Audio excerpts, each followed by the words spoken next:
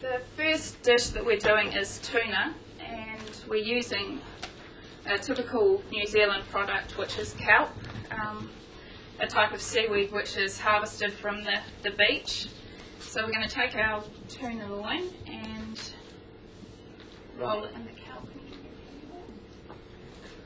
The oil that I'm using today is avocado oil. It has a very high burning temperature of 255 degrees. Olive oil is a lot lower than that, and it also imparts a lot of flavour. So we're just going to sear that tuna off on all sides. Let's put a little bit more oil. This oil is infused with a natural bush pepper from New Zealand, so it just gives it a slight hint of pepper, or heat, I guess you could say. So for the pickled vegetable salad, we're just going to use capsicum, and the pickled vegetables are ginger and daikon radish. We're going to put a little bit of coriander in there, a little bit of spring onion, and some cucumber. And I'll just finish searing this off. You only want to sear it slightly, you don't want to overcook the tuna at all, it should be very rare. Right, the sauce we're going to make with this dish is a very simple sauce. It goes really well with all types of seafood, and you could even use it with seared meats as well. It's very flavoursome, but it's extremely simple to make. So the ingredients that we're going to be using for this sauce are brown sugar, which is a bit lighter over here. At home it's quite dark, almost like palm sugar. And this is the soy lime dressing on your recipe. Soy sauce. Lime juice, which is also different over here. It's quite intense. At home it's a little bit lighter. So you want to add all your ingredients together apart from the sesame oil. Coconut milk. Coconut cream. Coconut cream, I beg your pardon. Lady up the back. Okay, what we're going to do now is emulsify the sesame oil with the rest of the sauce. So you just want to add it very slowly and whisk quite quickly. Okay, what we're going to do now is wrap up the tuna.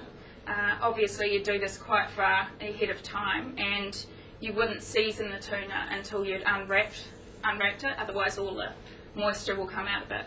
So what we're going to do now is wrap it up in Glad wrap. I would do that, say, 4 to 5 hours before you're going to serve it, and then it just gives it a nice round shape when you're slicing it. So you want to wrap it quite tightly. So we're just going to place a little bit of the salad in the middle of the plate.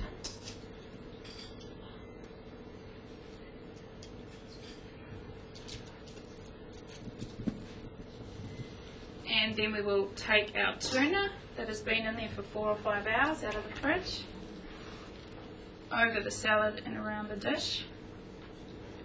Now we're going to slice the tuna not very thinly, but reasonably thin.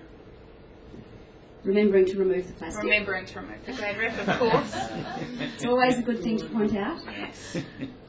And I truly believe that when you're slicing meats and serving them, you should season each piece individually. Otherwise it can make the dish rather bland. There's always 1 or 2 products that come out of a summit or a culinary experience like this, where all the chefs, when they get together, will talk about something. And there always ends up being one common thread, and in this particular time it's the salt. Okay, so the Karingo seaweed is already swelled up and it's nice and fluffy. So we're just going to put a little pile of that on top of the tuna. And it's not too salty like some seaweeds can be. It's just a light flavour. And on top of that, we're going to put some crunchy leeks, which I did earlier on, which are just julienne leeks, deep fried on a low heat. So they go nice and golden and crispy. Vegetable oil. I use soy oil for frying. And then just a few black sesame seeds around the outside for garnish. Beautiful. That's it. Beautiful.